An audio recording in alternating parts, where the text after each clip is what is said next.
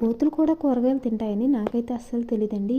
ఇప్పుడే first time చూస్తున్నా నేను. మాకు ఆనపపాదు ఉందని తెలుసు కదా మీకు. ఆనపపాదుకైతే 2 కాయలు కాసినాయి. లోపల చాలా కాయలు ఉన్నాయండి. 2 మాత్రం తయారైనాయి అని చెప్పేసి ఫస్ట్ కాసినవి ఓనర్ గారికి ఇద్దామని చెప్పేసి తాతగారు వస్తుంటే నేను కాయలు 2 దాసి జాగ్రత్త పెట్టాను.